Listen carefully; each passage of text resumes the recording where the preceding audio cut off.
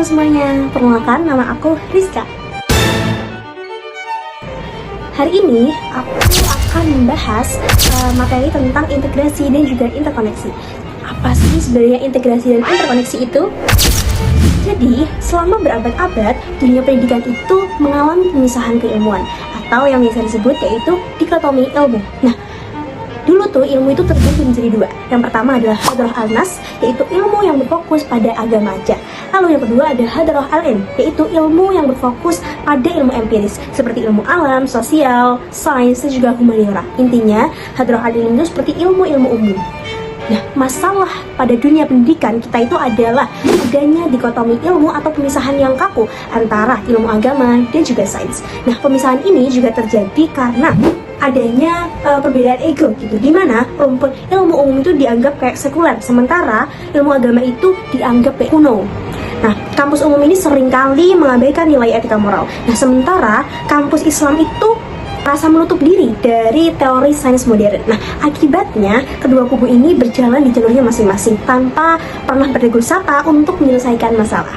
Lalu, apa sih dampak negatif dari adanya dikotomi ilmu? Nah, pastinya ada beberapa dan banyak sekali dampak negatif dari dikotomi ilmu. Yang pertama, pastinya agama itu akan menjadi kaku, kuno, dan juga gagap akan perkembangan zaman. Lalu yang kedua, nilai sains ini menjadi bebas nilai dan seperti hilang arah moralnya. Lalu yang ketiga, akan ada lahirnya kepribadian yang belah atau split personality. Pokoknya akan lahir kepribadian yang berbeda. Lalu yang terakhir juga ada akan melemahnya kontribusi kampus Islam terhadap peradaban. Nah, dikotomi ilmu pada akhirnya itu juga akan merugikan kedua belah pihak.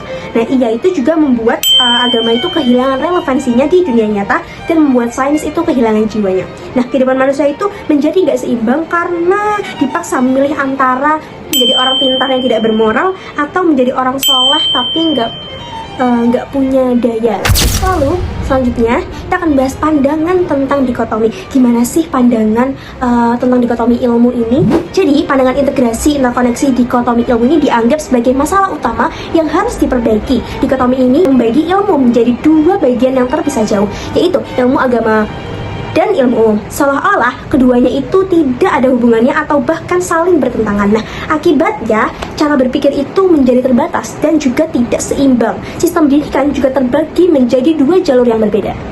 Maka dari itu, pendekatan integrasi interkoneksi ini sebagai jalan keluar dengan cara menyatukan kembali berbagai jenis ilmu tersebut. Pendekatan ini menegaskan bahwa semua ilmu itu berasal dari sumber yang sama. Dengan demikian, tidak ada lagi pemisahan yang tegas, melainkan menjadi satu pemahaman yang utuh dan lengkap. Latar belakang pada lahirnya integrasi interkoneksi ini itu berakar loh dari satu keresahan nyata yang kita hadapi selama berabad-abad, yaitu adanya dikotomi ilmu itu tadi. Selama ini tuh kita tuh sering banget melihat dua ilmu ini tuh berjalan sendiri gitu loh. Mereka punya kubu sendiri-sendiri gitu. Seolah-olah dunia akademik dan spiritualnya itu adalah dua hal yang harus dimusuhi sama lain. Ketika ilmu agama itu menutup diri dari perkembangan sains agama, akan menjadi kuno, hilang relevansi, dan gagap dalam merespon tantangan zaman seperti kecerdasan buatan dan rekayasa teknologi. Nah, sebaliknya juga ketika sains berjalan sendirian tanpa panduan nilai-nilai agama. Nah, teman-teman semua, landasan integrasi interkoneksi ini pertama kali dibentuk oleh Profesor Amin Abdullah, yaitu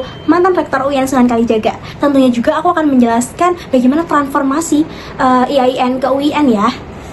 Oke, sebelumnya saat masih IAIN ini, fokus utama IAIN ini tuh hanya pada ilmu-ilmu agama aja, jadi nggak terpisah dari ilmu-ilmu umum. Nah, sehingga ilmu agama itu terpisah dari realitas sosial. Akibatnya terjadilah yaitu yang namanya dikotomi ilmu. Nah, masalah yang muncul yaitu ilmu agama dan ilmu umum ini seringkali dianggap bertentangan. Lalu lulusan IAIN itu dinilai sulit untuk menjawab masalah sosial seperti kemiskinan dan juga kesehatan. Nah, makanya dilakukanlah transformasi yang mengubah IAIN menjadi UIN dengan mengembangkan yaitu konsep integrasi dan juga interkoneksi. Nah, dalam praktiknya UIN ini membuka berbagai program studi umum tanpa meninggalkan lain-lain Islam, yaitu seperti psikologi Islam, ekonomi syariah gitu. Jadi melalui pendekatan integrasi interkoneksi ini juga ilmu agama dan ilmu umum ini tuh nggak lagi dipertentangkan, melainkan sebagai dua hal yang saling melengkapi. Next ke materi kedua, yaitu tentang metafora jaring laba-laba keilmuan.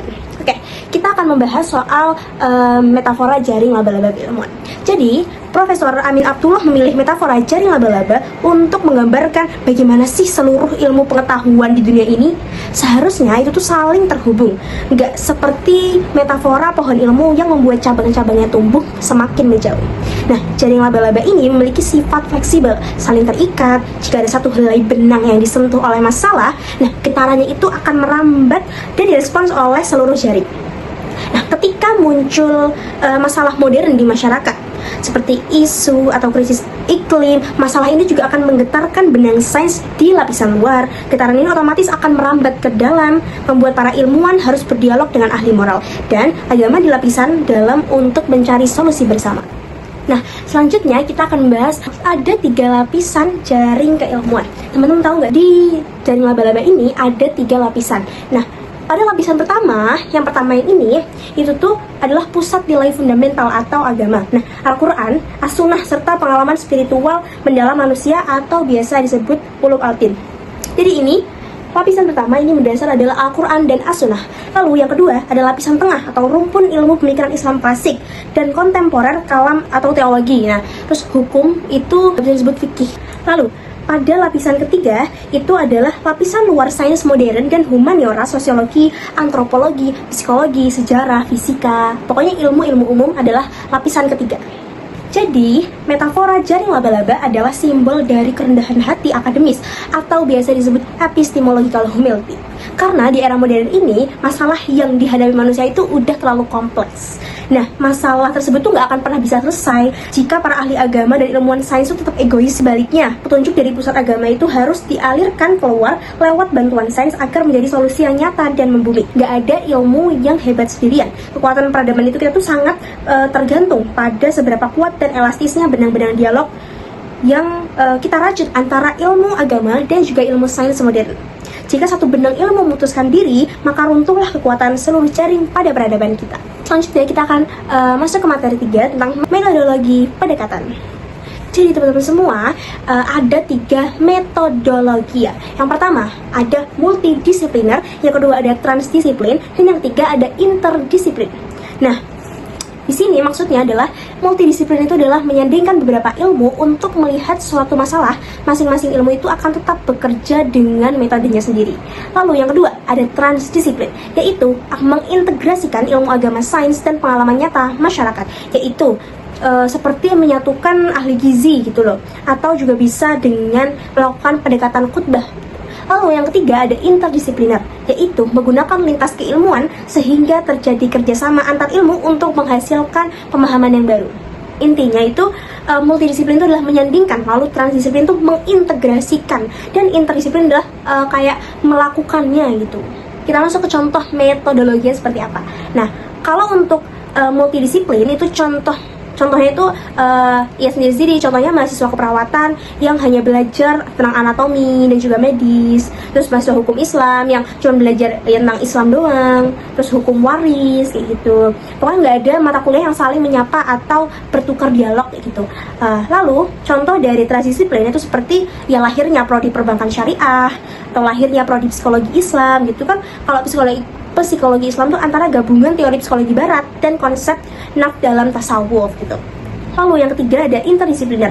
Nah, contohnya itu berarti kan kita secara langsung gitu loh, secara lapangan gitu. Berarti contohnya mahasiswa prodi sosiologi agama itu memetakan akar konflik antar warga gitu. Atau mahasiswa prodi ekonomi syariah yang membuatkan sistem koperasi atau UMKM, atau mahasiswa komunikasi pilihan Islam itu membantu sebuah desa gitu loh dalam mensejahterakan desa tersebut. Nah, untuk kesimpulannya, itu ketiga metodologi ini bukanlah pilihan yang harus dipertentangkan gitu loh, melainkan sebuah tingkat evolusi dalam cara kita untuk memandang dan menyelesaikan masalah di dunia nyata. Nah, multidisiplin itu adalah langkah awal untuk membuka wawasan, di mana kita itu menyadari bahwa satu masalah itu nggak hanya dilihat dari satu sudut pandang juga. Kita mulai mengumpulkan para ahli di satu meja. Nah, meskipun mereka itu masih bekerja dengan caranya mereka masing-masing gitu. Nah, lalu interdisiplin itu adalah langkah untuk membangun dialog. Nah, di mana sekat-sekat kaku itu antar ilmu itu mulai diruntuhkan gitu. Nah, ilmu agama dan sains itu tidak lagi bertentangan. melainkan saling meleburkan hingga melahirkan rumpun ilmu baru yang lebih solutif. Itu tadi seperti ekonomi syariah dan juga psikologi Islam. Lalu yang terakhir ada transdisiplin. Nah, ini adalah puncak tertinggi dari aksi nyata. Nah, di mana ilmu pengetahuan itu tidak lagi berhenti dalam ruang kelas atau jurnal ilmiah. Ilmu itu dituntut untuk menurunkan egonya dan melebur bersama masyarakat untuk menyelesaikan masalah di lapangan. Lalu teman-teman semua, kenapa sih untuk memahami integrasi interkoneksi ini itu sangat penting buat kita, bagi kita, karena kita sebagai mahasiswa UN Sunan Kalijaga itu seharusnya tahu dan paham, dan kita harusnya bisa memahami ini untuk menjadi cara berpikir kita gitu loh. Bahwa integrasi interkoneksi ini tuh penting karena akan mengajarkan kita untuk melihat ilmu itu nggak secara terpisah, melainkan sebagai satu kesatuan keilmuan yang saling terhubung. Nah, setelah memahami ini juga, kita mungkin mampu mengaitkan nilai keislaman dengan ilmu pengetahuan dan realitas sosial agar bisa menjawab persoalan yang nyata di masyarakat. Nah, pada kesimpulan akhirnya, di era modern ini yang serba rumit, nggak ada satupun ilmu yang hebat sendirian. Nah, apalagi membiarkan tembok pemisah antara ilmu agama dan sains itu akan melahirkan pakar agama atau ahli agama itu yang akan gagap pada masa depan gitu. Melalui transformasi di UIN, ini tuh mulai sekedar dari mengumpulkan berbagai prodi umum dan agama, lalu meleburkannya ke dalam kurikulum dan prodi baru, itu tuh hingga menerjunkannya langsung untuk menyelesaikan masalah umat di lapangan.